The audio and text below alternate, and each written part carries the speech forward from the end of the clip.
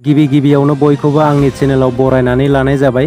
नोंथांमोना सानफ्रोमबोनि खौरां मोननो थाखाय आंनि एसबि रादाब इउटिउब चेनेलखौ साबस्क्राइब खालामनानै लादो।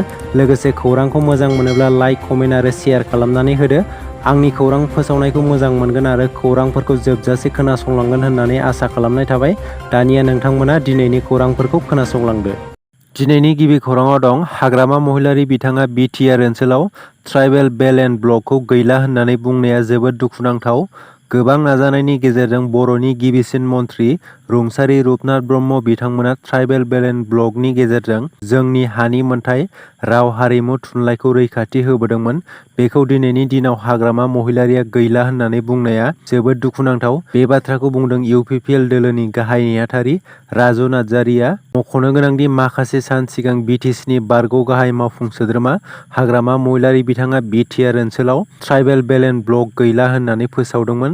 बेखौ लानानैनो इउपिपिएल दोलोनि गाहाय नेहाथारि राजु नार्जारिया हाग्रामा महिलारि बिथांनि हेंथायै गोख्रों फिनजाथाय होदों आरो बेबादि ओंथि गैयै बाथ्रा फोसावनायनि थाखाय थाबैनो रायजो राजाफोरनिसिम निमाहा बिनो गोख्रों रावजों बुंथिदों।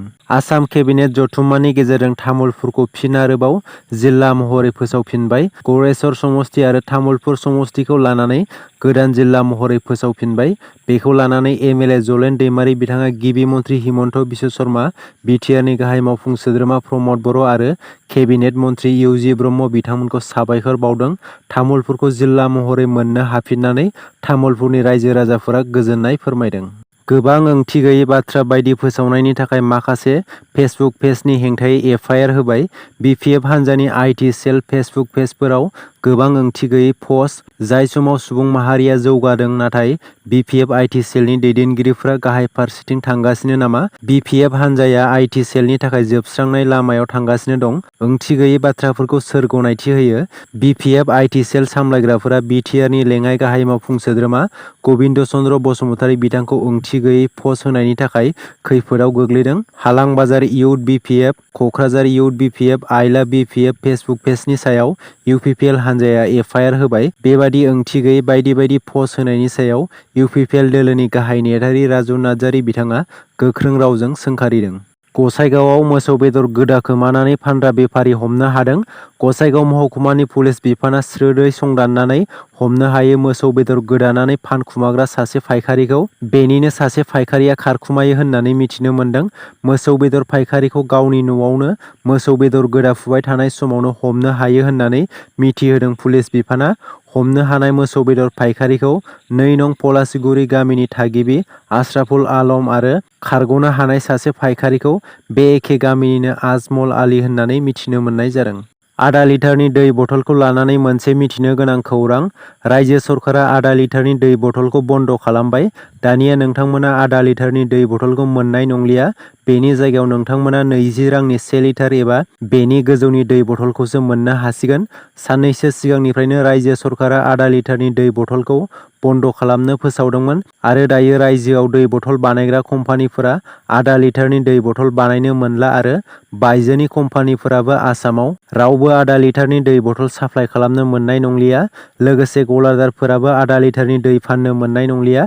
बेनि सोलायै 20 रांनि 1 लिटार एबा बेनि गोजौनि दै बथलखौसो फाननो हासिगोन।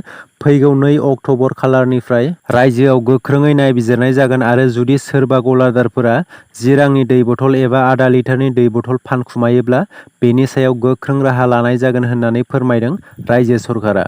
आसाम सरकारनि रादाय होनाया फेलें जादों।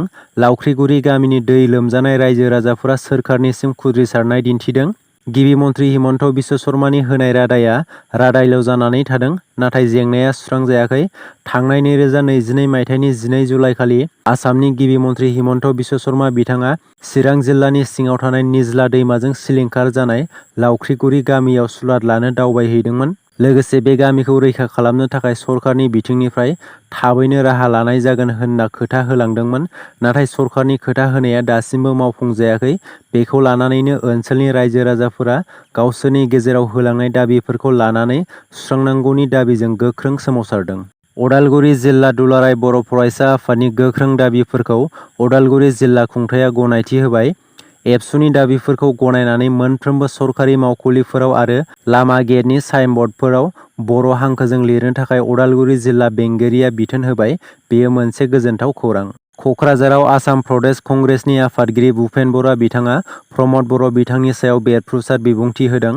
फरायसा आफादनि दैदेनगिरि समाव प्रमद बर' बिथाङा डिभाइड आसाम 50-50 होननानै स्ल'गान होबोदोंमोन। नाथाय दायो खुंथाइ गोहोआव फैनायनि उनाव डिभाइड मानि 50-50 होननानै बुङो प्रमद बर' बिथाङा। बिटिआरआव फैनाय रांनि 50% बिथां प्रमद बर'नि आरो खावसे रांखौ दिसपुर आरो बिजेपिनि दैदेनगिरिफोरनो होयो।